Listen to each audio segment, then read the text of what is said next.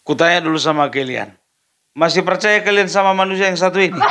Kesel saya sama buzzer murahan ini yang mau jadi membuat bising urusan kayak gitu. Nah, Ibu Yana, by the way, jangan tenang-tenang, Bu. Babak itu belum keluar. Oke? Udah dengar kan apa katanya? Kalau tidak menyangkut negara, tidak akan mungkin dititipkan pada saya. Orang ini kompak ya.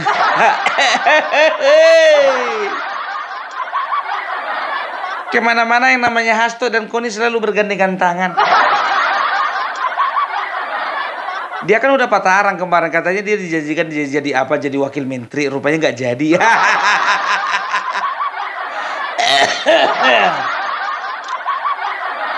Makanya merapat dia ke partai oposisi.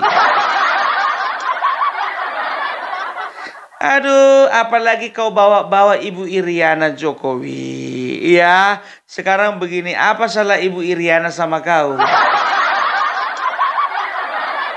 Udah ku bilang sama kau, waktu kalian berdua bikin gaduh di di podcastnya Akbar Faisal, ya, satu pun dari kami nggak ada yang percaya.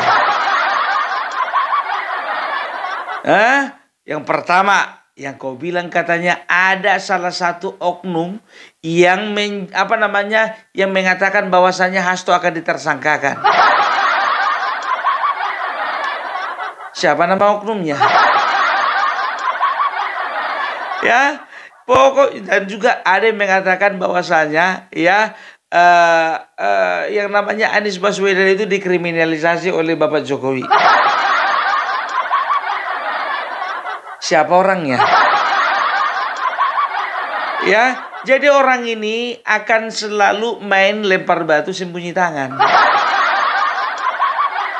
Mereka itu akan selalu berteka-teki, kan begitu?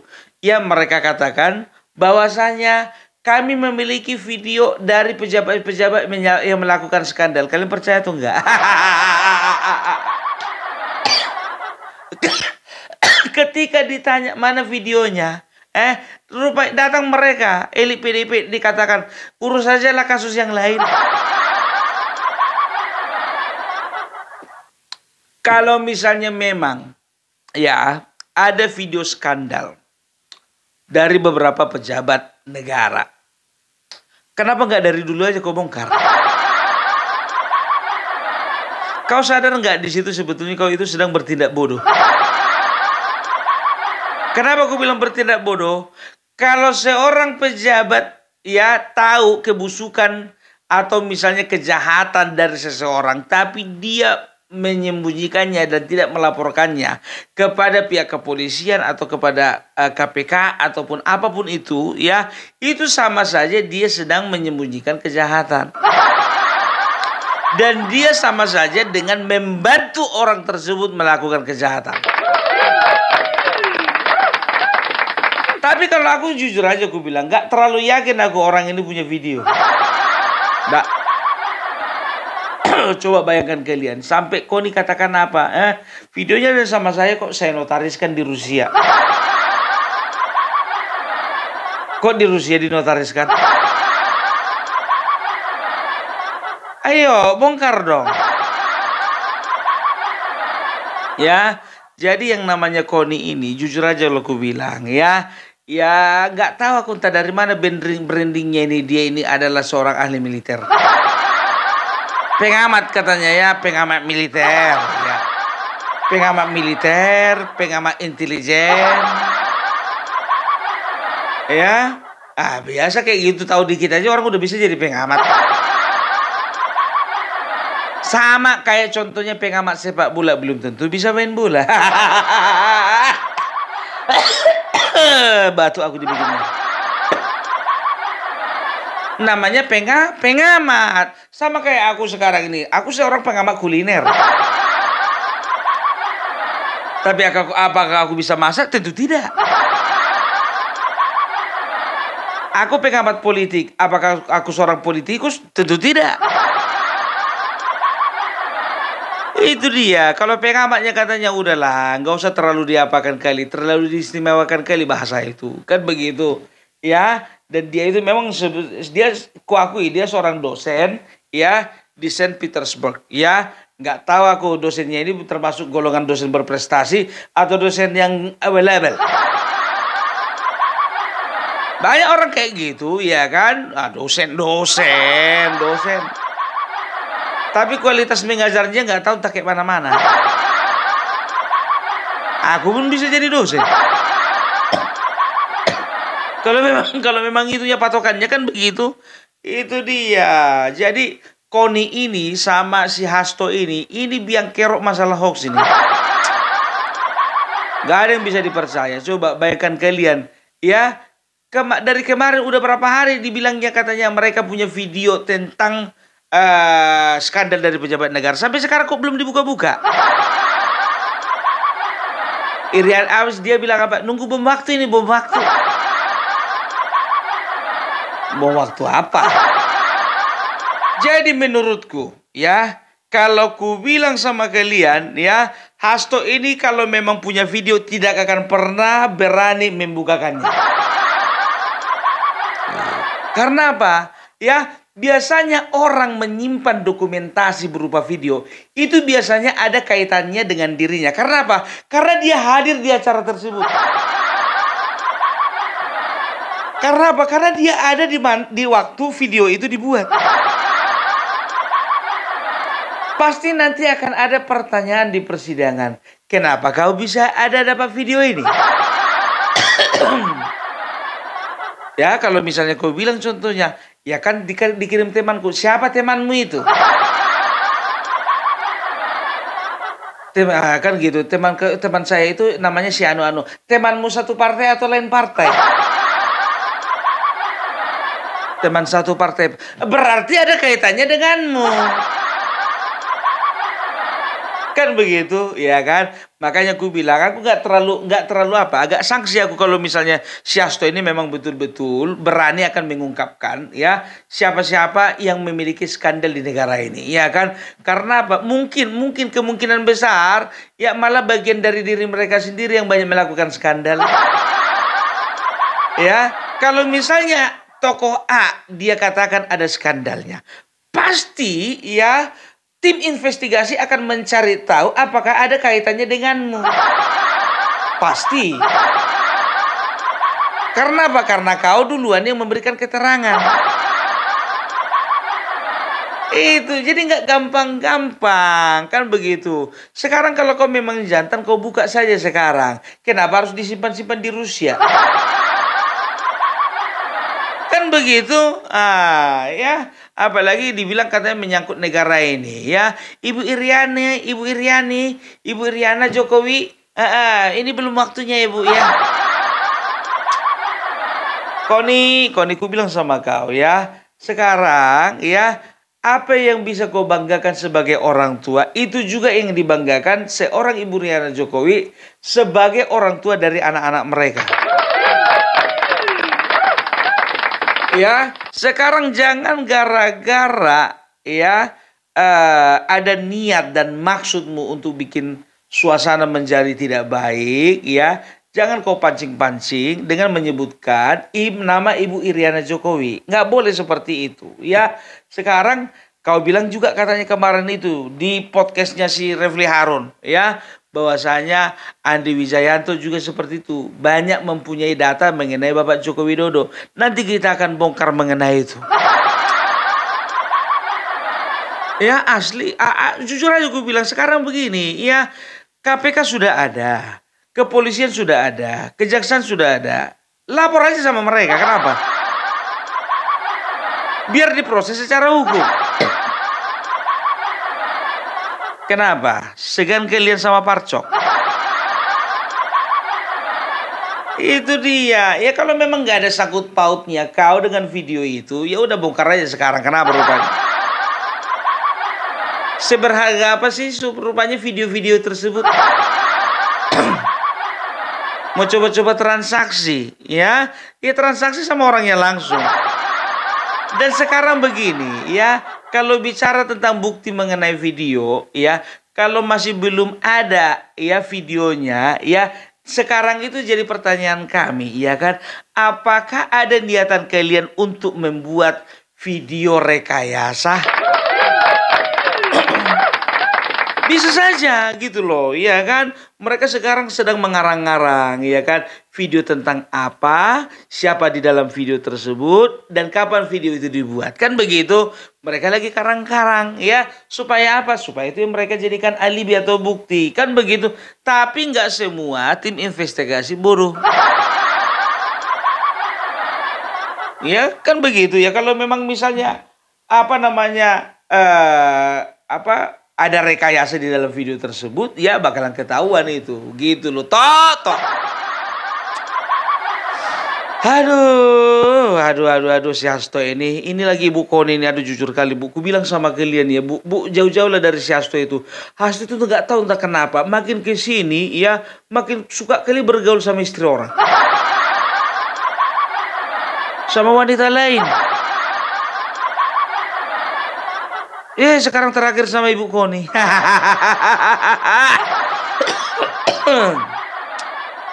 Kon. Aduh, ya. Jadi gak usah kalian dengarkan kata-kata si Kon ini. Karena apa? Ya, karena bisa dikatakan dia itu mungkin salah satu orang yang sakit hati tidak berada di dalam kabinet. Bisa saja.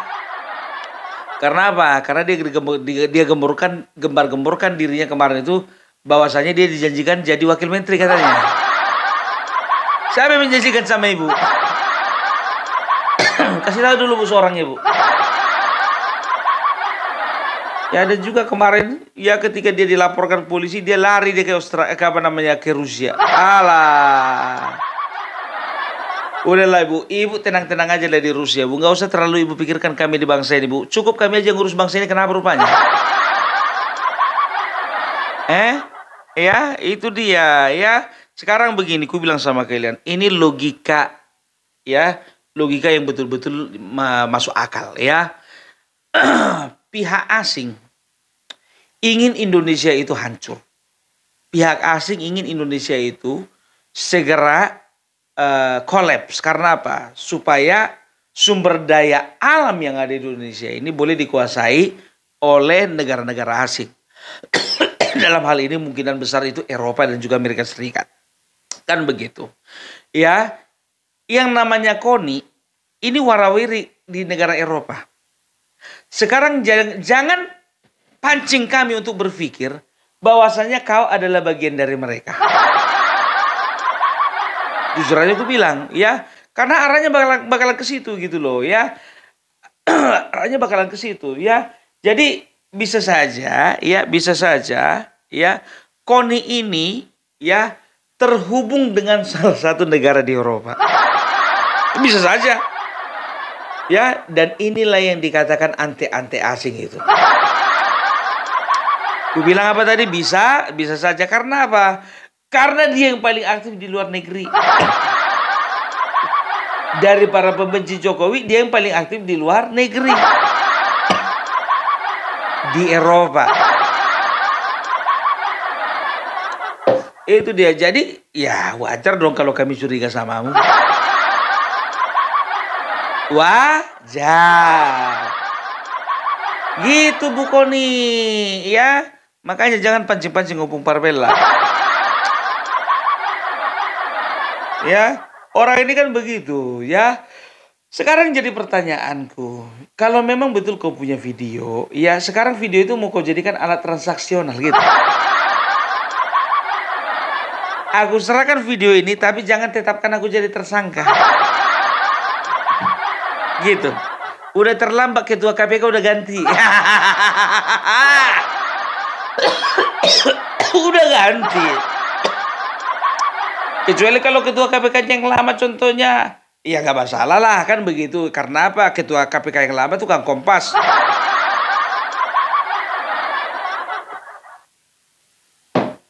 Itu dia ya. Jadi di sini ya PDIP jujur saja.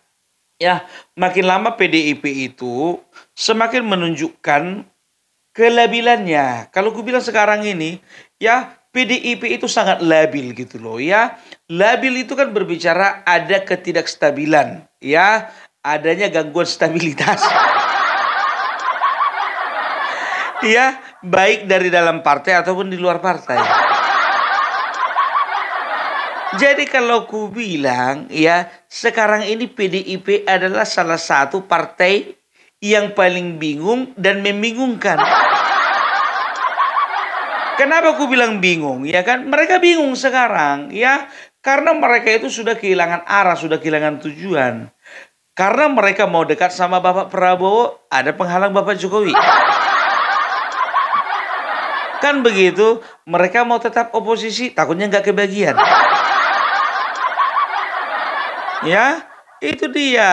Ya, jadi bisa dikatakan ya mereka itu adalah partai yang lagi bingung. Bingung menentukan arah partai ini kemana. Karena begini ya, 2029 ya, itu ditentukan bukan nanti, tapi sekarang. Kan begitu? Nah, sekarang kita udah tahu bahwasannya 2029 ya presidensial threshold itu kemungkinan besar ambang 20% itu ditiadakan. Jadi ini antara dua ini ya. Aku bisa dikatakan senang dan juga aku bisa dikatakan tidak senang. Aku dikatakan senang supaya apa? Ya supaya banyak calon-calon lainnya itu boleh mencalonkan diri. Bukan gara-gara dapat dukungan harus 20%. Kan begitu. Yang satu lagi aku nggak terlalu senang karena apa? Nanti banyak kali yang mau kita pilih. Perhatikan aja lah. Bisa-bisa calon nanti 10. Tapi gimana pun juga, mau dibikin ambang batas atau tidak, ya kan? Kalau memang rakyat memilih yang terbaik, maka yang terbaiklah yang terpilih. Kan begitu. Nanti Kaisang bisa juga mencalonkan diri. Bisa, kenapa nggak bisa, ya kan? Itu dia. Aku jadi bertanya-tanya mengenai mengenai presidensial threshold ini, ya kan gitu. Yang pertama gini, aku nanya, kenapa sekarang baru digugurkan itu yang 20%? Kemarin-kemarin kok enggak, kan begitu, ya kan? Jadi sekarang begini nih, ya. Jadi kalau untuk 2029 ya, bisa dikatakan nanti PDIP ya itu langkahnya itu akan semakin sulit. Karena apa? Ya, karena mereka harus mempersiapkan figur-figur yang memang betul-betul matang di 2029. Ya, jadi nggak ada cerita lagi partai pegang kuasa, enggak. Tapi tokoh lah yang pegang kuasa. Berarti begini, sekarang begini. Ya, sekarang begini. Ya, PDIP kalau bisa dikatakan dipelorotin. Kenapa aku bilang dipeloroti? Karena mereka itu salah satu bisa dikatakan adalah partai terbesar yang pernah mengajukan calon presiden sendiri, ya, yaitu Ganjar dan juga Mahfud MD. Ya, nanti tahun 2029 jujur aja lo aku bilang ya. Ini aku bilang sama kalian ya. Kalau 2029 ya, mereka ini akan memiliki banyak saingan. Karena apa? Ya, karena mereka nggak akan punya apa lagi bergaining lagi gitu loh ya. Terhadap partai apapun mereka nggak akan punya bergaining lagi. Jadi kalau misalnya contoh dia partai terbesar kan begitu, dia punya calon ya. Sementara ada partai yang lain ya pengen gabung, ya mau nggak mau dia harus mencalonkan dirinya presiden. Dia ngotot untuk presiden dari partai dia. Tapi kalau untuk nanti nggak bisa lagi. Nggak bisa lagi. Karena apa? Udah nggak ada lagi batasan 20%. Tapi kurasa ya walaupun nanti presidensial threshold ini memang jadi 0%, kurasa akan ada peraturan-peraturan tambahan. Itu dia ya. Jadi PDIP ya, kalau sekarang ku bilang sama kalian, kalau nggak pandai-pandai kalian mempersiapkan kader kalian, habis kalian. Habis, makanya aku bilang kita tengoklah ke depannya bagaimana.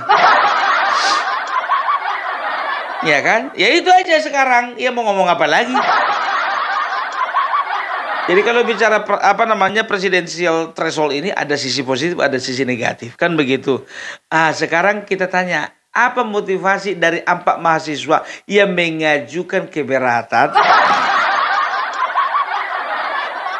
Dan siapakah di belakang mereka?